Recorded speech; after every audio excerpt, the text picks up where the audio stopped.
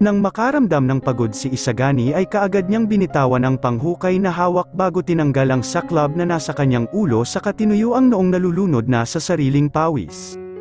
Himutok niya at naglakad na patungo sa kubo kung nasaan si Cassandra. Hindi pa man siya nakakapasok nang may tumigil na isang kulay puting sasakyan sa kalsada na malapit lang sa kanyang kinatatayuan, ilang segundo siyang nakamasid doon hanggang sa lumabas mula sa loob ng sasakyan ang tatlong lalaki. "Who are them?" tanong niya sa sarili nang lumapit ang mga ito sa kanya. "Excuse us, pwede ba kitang tanungin?" tanong ng medyo may katandaan ng lalaki, may hawak itong isang kulay brown na envelope.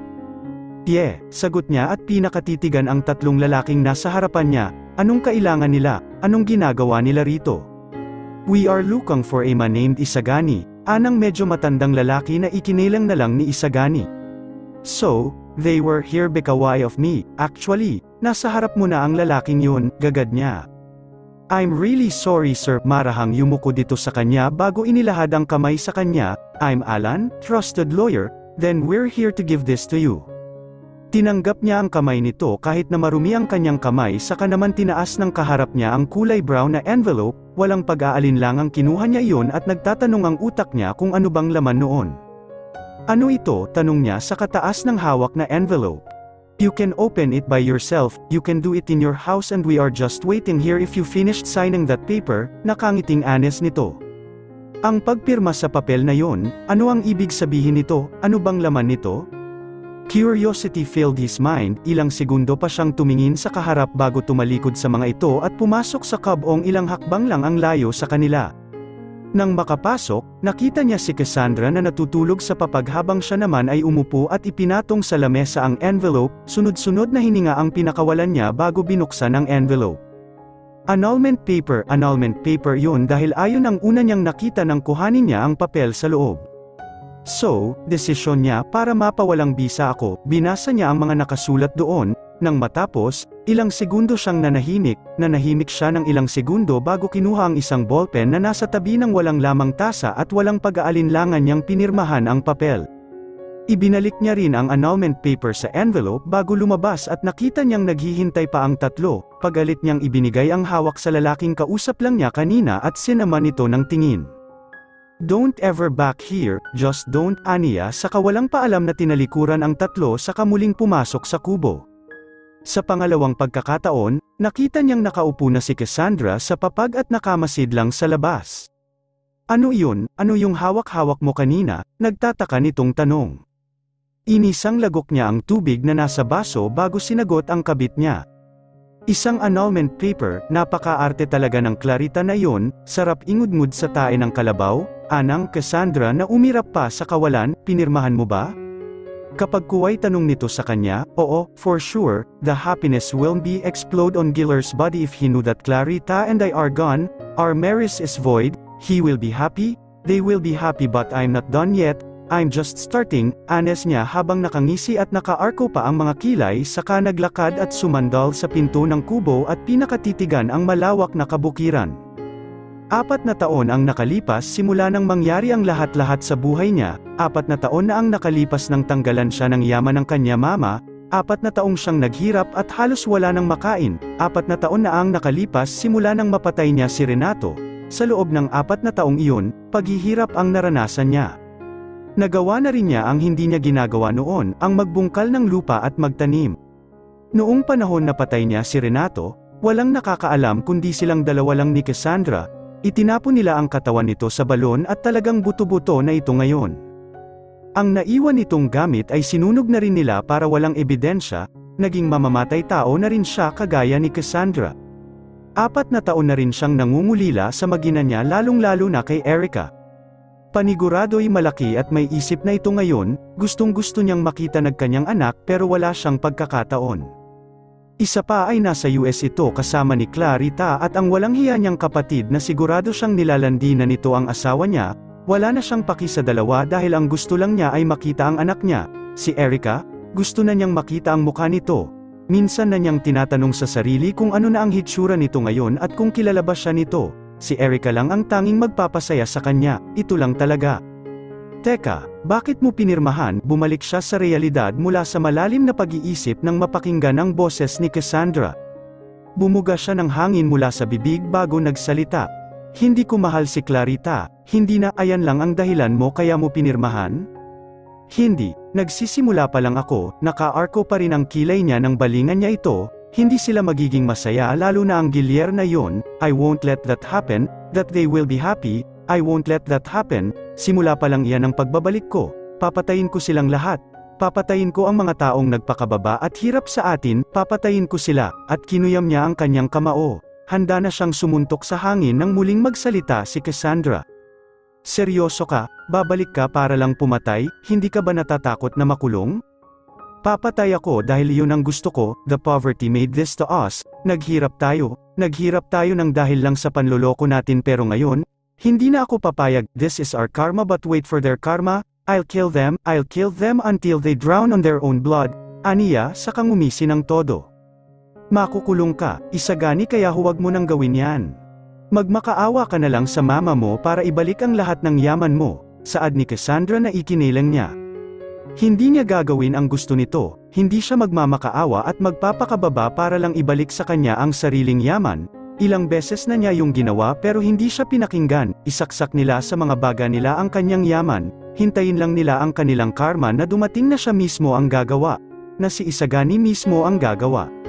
Bago ako makulong, papatayin ko muna sila, papatayin ko ang lahat ng nagpabago ng buhay ko, papatayin ko silang lahat. Nababaliw niyang sigaw sa kasinundan ng malademonyong halakhak.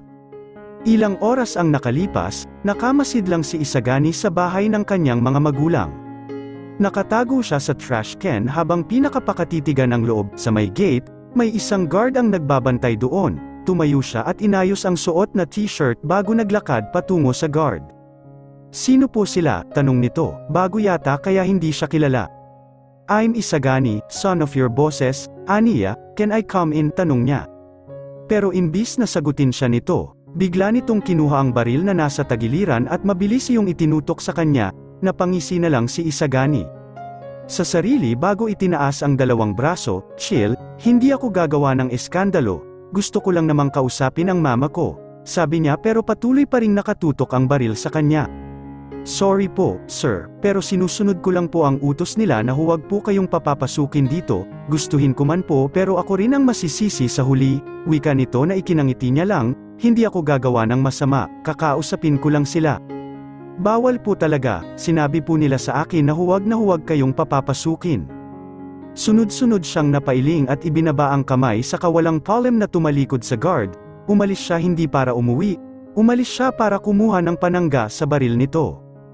Sa hindi kalayuan, isang bato ang kanyang nakita, kasing laki iyon ng kanyang kamao kaya dali-dali niyang kinuha iyon bago bumalik habang nakatago sa likuran niya ang hawak-hawak na bato. Nang muli siyang makita ng guard, muli nitong itinutok sa kanya ang baril, dahan-dahan siyang lumapit dito at malakas niyang sinipa ang pagitan ng mga hita nito, kaagad na naihulog ng guard ang baril at napahawak sa unahang ngayoy na mimilipit na sa sakit. I'm sorry but I need to do this, aniya saka mabilis na ipinukpok dito ang hawak na bato, kaagad na naglupasay ang guard at nawala ng malay, I'm really sorry, paumanhin niya saka binitawan ang bato at kinuha ang baril. Mula sa likurang bulsa niya, kinuha niya roon ang isang silencer at kinabit iyon sa baril kaya kapag may babarilin siya, walang ingay. Nang matapos sa pagkakabit, kaagad siyang pumasok sa loob pero dalawang armadong lalaki ang bumungad sa kanya, bago pa man siya nito mapaputukan. Naunahan na ni Isagani ang mga ito at mabilis na bumulagta. Napabuga na lang siya ng hangin at nagpatuloy sa paglalakad. Nang itulak niya ang pinto, laking tuwa niya nang bumukas iyon kaya pumasok na siya sa loob habang daladala ang baril na may silencer. Mama, Papa, just talk to me right now, let's talk what you did to your son, sigaw niya na sinundan ng malalakas na halakhak. Scared, sigaw niyang muli saka pinatamaan ang isang malaking vase dahilan para magkabasag-basag yun. Hindi pa siya nakontento dahil sinunod naman niya ang chandelier na nasa sala, kung anong bagay ang nakikita niya ay pinapatamaan niya, hanggang sa makontento si Isagani, tumigil siya at malalaki ang hakbang na nagtungo sa kusina pero pagpasok niya ay walang tao roon. Hindi kayo makikipag-usap sa akin, bakit ayaw niyong makipag-usap sa useless niyong anak? Muli siyang humalakhak na parang sinasapian na siya ng demonyo, just talk to me, I just wanna hear your sides, aniya pa sa galit na tono.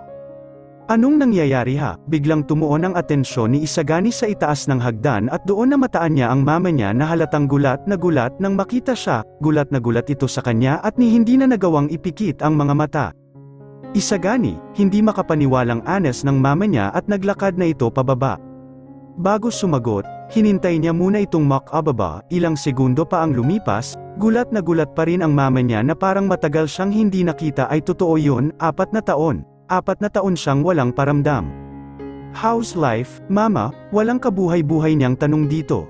Anong ginagawa mo dito? Isagani, nakalimutan na kita bilang anak ko. Nakalimutan mo ako dahil pinili mo si Guillier over me kahit buong buhay ko kasama mo ako. Nag-aral si Guillier sa US. Iniwan niya kami noong 15 siya.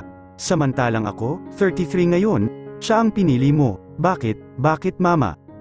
Biglang nanalantay sa mga mata niya ang luha. Bakit mo ako tinanong? Ha? Alam mo na yan, nangabit ka, Isagani, and the worst is, you chose Cassandra over your own wife. Don't ask me why I chose Guillier. He's not irresponsible like you, he's honest and good, not like you. Niloko mo lang ang asawa mo. Galit na turan ng mama niya. Pero inangkin mo lahat ng kayamanan ko, tinanggal niyo ako sa kumpanya, kinuha niyo ang bahay ko, at ang bank account ko, nilock niyo. Tapos ang anak ko, she's my dog there. Why did you do that? Bakit niyo inilayo ang anak namin ni Clarita? May karapatan din ako dahil ako ang ama. Shut up, Isagani, shut your mouth and leave the house, now, anang mama niya sa katinuro ang nakasaradong pinto. If you wouldn't leave, I'll call the police. Saad pa nito saka inangat ang cellphone na hawak pero bago pa man makatawag ang mama niya kung kanino, kaagad niyang inagaw ang cellphone mula rito at walang pagdadalawang isip na inihagis iyon sa pader dahilan yun para magkapira-piraso. You should shut your mouth, old woman, matalim niya itong tiningnan. You are so disrespectful, Isagani, you disgraced your mother. Gigil na bulalas nito saka inangat ang kamay para sampalin siya. Hindi pa man nakakalapat ang kamay nito sa pisngi ni Isagani nang iwasan niya ito kaagad. You did it first, sabi niya habang may ngisi sa lobby. Such a devils, binitiwan niya ang hawak na baril at mabilis na sinakal ang ina. Hindi pa siya nakontento dahil mas diniina niya pa ang pagkakasakal dito saka isinandal sa pader. Nagpupumiglas ang ina niya pero hindi niya yun pinapansin. Kung hindi mo lang kinuha ang lahat sa akin, hindi ito mangyayari. Kung pinabayaan mo na lang kami ni Cassandra, hindi mangyayari ang lahat ng ito. Mama, I know, you are my mother but you did too much. Kinuha mo ang pagmamay-ari ko, 4 na taon akong nanahimik. 4 na taon akong naghirap na nagtatanim lang, napansin mo naman siguro ang katawan ko? Pumayat ako ng dahil sa iyo, dahil sa kagagawan ninyong lahat, at gigil niya pang sinakal ang ina na walang kalaban-laban sa kanya. Mamatay ka na, mamatay ka, humalakhak siya ng todo na parang wala nang paparating na bukas, sinakal lang niya ng sinakal ang kanyang mama hanggang sa lumaylay na ang mga braso nito. See you in hell, nakangisi niyang osek sa kabinitawan ang wala ng buhay niyang mames sa kinuha ang baril na nasa semento. Maya-maya pa ay bigla na lamang siyang nakarinig ng sunod-sunod na yabag kaya dali-dali siyang tumakbo papalabas sa swimming pool area ng bahay, dali-dali niyang kinuha ang hagdan at ginamit iyon para makatawid sa bakod. Nang magawa, tumakbo na siya ng mabilis patungo kung saan. I'm sorry, Mama, I'm sorry for killing you, I love you so much, magkita na lang tayo sa impyerno. Bulong niya sa gitna ng pagtakbo habang may ngisi sa mga lobby at mula sa puso niya ay nag-aalab doon ang kasamaan. Baliw na siya, baliw na. Nang mag-uumaga na, biglang nag-iba ang pakiramdam ko. Maayos naman akong nakatulog kagabi kasama ang aking anak pero hindi ko alam kung bakit parang may bumabagabag sa akin. Are you okay? You look pale and worried. Napatingin ako kay Guillier. May pag-aalala sa kanyang mga mata na kaagad ko namang iniwasan. Okay lang ako, medyo masakit lang ang ulo ko, pagsisinungaling ko saka uminom ng kape. Kasalukuyan kaming nag-aalmusal, nakaupo ako sa harap ni Guillier habang katabi ko naman si Erica na busy sa pagkain. Do you want me to call my personal doctor? Kaagad akong umiling nang marinig iyon mula sa kanya. I'm fine, I'm really fine. Guillier, ayos lang ako kaya huwag ka nang mag-alala pa, kumain ka na lang, nakangiti kong saad. Kumibit balikat lang siya at napailing na lang ako saka nagsimula ng kumain. Matapos ang umagahan, kaagad kaming nagtungo ni Erica sa banyo para maligo, nangako kasi si Guillier na mamamasyal kami kaya hindi nagpatinag si Erica. As what I said before, Erica was spoiled by Guillier. Sabay na kaming naligo ni Erica, mag-ina naman kami kaya hindi yun big deal. Nang matapos, nagbihis na kami, umupo ako sa kama para isuot ang aking sapatos nang biglang nagsalita si Erica, nang ituon ko ang aking atensyon sa kanya, naglalakad siya habang may daladalang isang picture. Mommy, sino itong lalaki? Ipinakita niya sa akin ang isang picture saka itinuro roon ang isang lalaking nasa kanang gawi. Wala pang ilang segundo ay nalaman ko na kung sino ang mga nandoon. Walang iba kundi kaming pamilya. Nasa gitna ang ilang buwang pa lamang na si Erica habang karga-karga namin ni Isagani. Isagani, naalala ko na naman siya, Mommy, tinatanong kita. Sorry, he's your daddy, medyo nakangiwi kong sabi, gusto kong bawiin pero huling-huli na. My daddy, this guy was my father, tanong niya muli saka itinuro ulit si Isagani. Ngumiti ako saka kinuha mula sa kanyang kamay ang litrato. Inilagay ko yun sa ibabaw ng kama bago hinawakan ang magkabila niyang balikat, ilang segundo ko siyang pinakatitigan bago nagsalita. Yeah, he's your daddy, your father, his name was Isagani, the guy you were pointed was your daddy, where you were Cain. I thought Papa Gilier was my daddy, wika niya.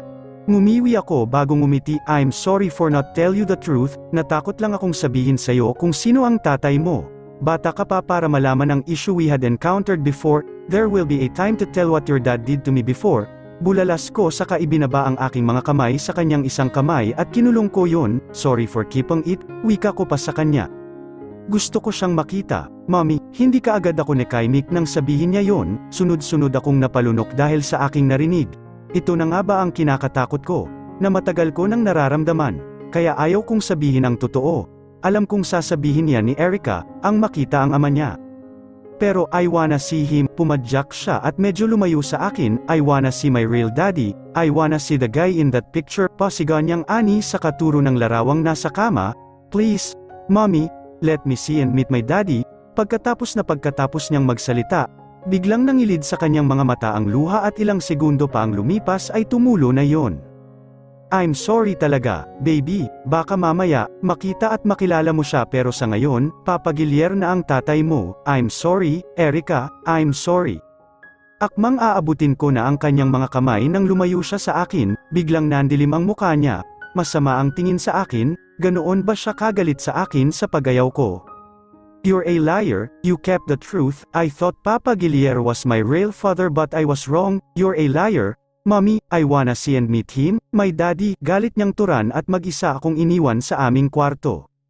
Napabuga na lang ako ng hangin sa bibig saka pinakalma ang sarili, iba ang reaksyon ni Erica pagdating kay Isagani, talagang gustong-gusto na niya itong makita. Hindi ako papayag, oo, alam kong may karapatan si Isagani sa kanya pero baka kapahamakan lang ang dala niya sa buhay ng anak ko, baka mapahamak pa si Erica lalo na't kasama niya si Cassandra. Ayaw ko ring makilala ng anak ko ang ama niyang manloloko pero huli na dahil nasabi ko na. Nang unti-unting magkaisip si Erica noon, unti-unti ko ring ipinapakilala sa kanya na si Gilier ang ama niya at hanggang ngayon, ito na nakasanayan niyang ama kahit na hindi naman siya rito galing. Ang sakit-sakit dahil alam ko sa sarili ko noon na hindi ko maibibigay kay Erica ang gusto niya at ito ay makita si Isagani, ang totoo niyang ama, ang sakit para sa akin na itinago ang katotohanan. Sana ay mapatawad niya ako. Pero mukhang malabo dahil hindi ko magagawa ang gusto niya. Mula sa malalim na pag-iisip, bigla na lang nag-ingay ang cellphone ko na nasa loob ng aking bag. Nangunot ang noo ko kaya kaagad ko yung kinuha. Tumatawag si Marina, naiiling kong sinagot ang tawag mula kay Marina at mabilis iyong idinikit sa aking tainga. Clarita, ani Marina sa medyo may kalungkutang tono. Naiyak ka ba? Tanong ko, umiiyak ka ba, Marina? Napalakas na ang boses ko dahil sa pag-aalala. I have something important to tell you, aniya sa ganoong paring tono. Lumunok ako ng laway bago nagsalita. Ano yon? Wala na si tita, wala na siya, Clarita, at narinig ko na lang na umiyak siya. Ano, si mama, wala na gulat kong tanong at napatayo na sa aking kinauupuan. Oo, patay na siya at pinatay lang naman siya ng walang hiya mong asawa. Oo, pinatay ni Isagani ang sarili niyang ina. Nang sabihin niya iyon, biglang nanalantay sa aking mga mata ang sariwang mga luha. Hindi ako makapaniwala sa aking nalaman. Balak pa naman naming umuwi sa isang buwan pero mukhang mapapaaga, at ang walang hiyang Anthony na yon, Hindi na siya normal dahil nahawa na rin siya sa kabaliwan ng kabit niya, nagawa niyang patayin ang sarili niyang ina, hayop siya, napakahayop niya, at higit sa lahat, mas masahol pa siya sa hayop. What happened, Clarita? Kaagad kong naiangat ang aking ulo at mula sa pintuan, nandoon si Guillier habang nagtatanong ang mga mata, walang paalam kong ibinaba ang cellphone sa kama saka tumakbo patungo sa kanya at mabilis siyang niyakap. Anong nangyayari, Clarita? Bakit ka umiiyak? Tell me. Naguguluhan niyang mga anes na sinagot ko lang ng paghikbi na sinundan ng pagiyak. Tell me, Clarita, just tell me. Naramdaman ko ang kanyang palad na hinahagod ang aking likod. Guillier, kumawala ako sa kanyang pagkakayakap at pinakatitigan siya sa kanyang mga naguguluhang mata. Itinaas ko ang aking mga kamay at masuyong hinaplos ang kanyang mga pisngi. May sasabihin ako sa iyo. Mahinahon kong sabi pero punong-puno iyon ng kalungkutan.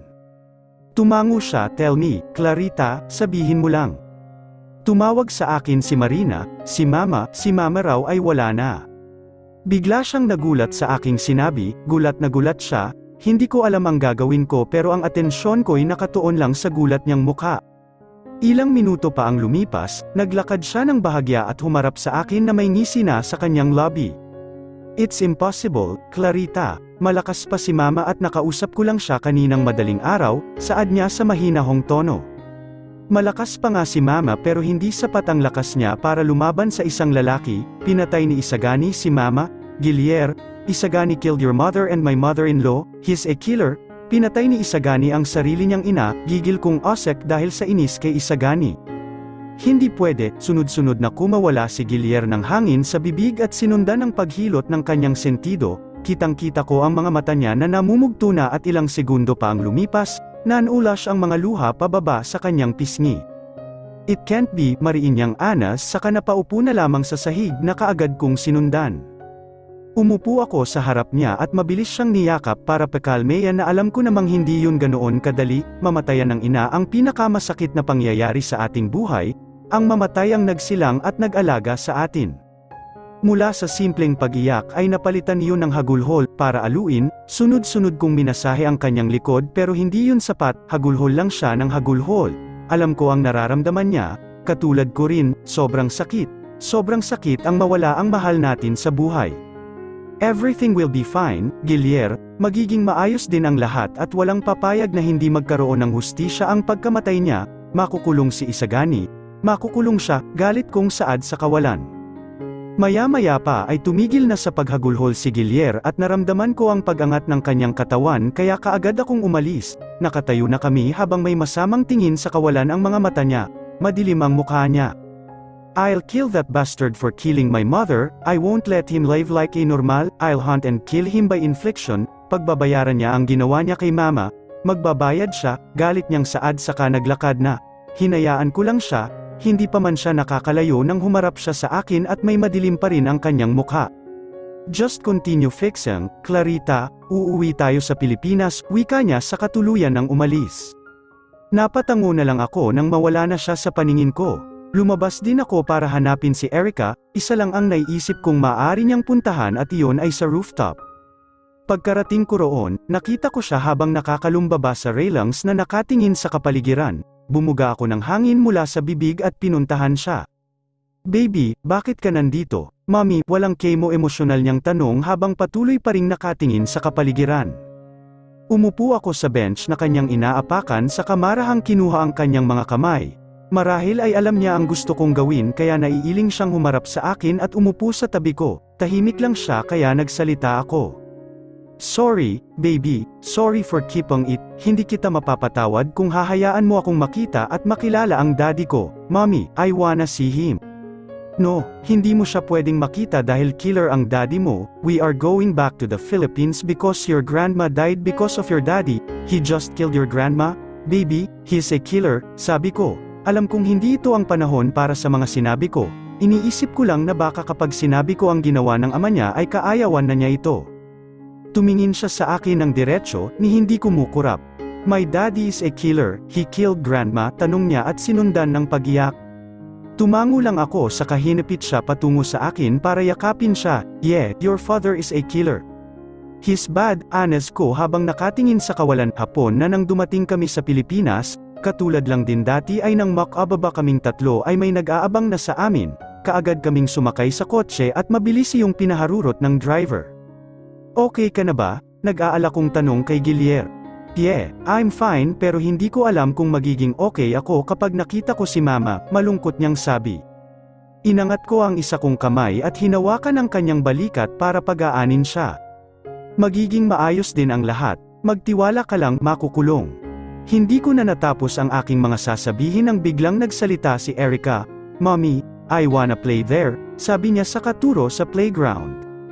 Baby, baka tomorrow, please, mommy, just 1 hour, please, pagmamakaawa niya. Tumingin ako kay Guillermo, marahan siyang tumango kaya alam kong okay lang sa kanya. Ilang segundo ang nakalipas ay bumaling ako sa driver. Manong, painto po muna riyan sa tabi. Mabibilang sa daliri ang mga sigandong lumipas, akmang bubuksan ko na ang pinto ng kotse nang hawakan ni Guillermo ang aking kamay at hinila ako patungo sa kanya, kaagad na nagdikit ang aming mga labi, dahil sa hiya, kaagad akong umalis at nagpatuloy na sa pagbukas hanggang sa makababa kaming dalawa ng aking anak. Hindi na ako makakasama sa inyo, Clarita, mag-ingat na lang kayo, please, umuwi kaagad kayo sa bahay, nakangiting wika ni Guillermo na tinanguhan ko na lang, bye, Erica. Umuklo pa siya para magpahalik sa aking anak na ginawa naman nito.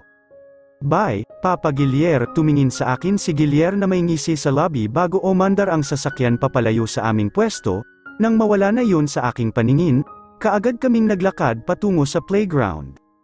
Mommy, I'm thirsty, biglang sabi ni Erica sa gitna ng aming paglalakad. Sige, hintayin mo lang ako dito at bibili ako ng tubig, okay, dito ka na lang, huwag kang aalis.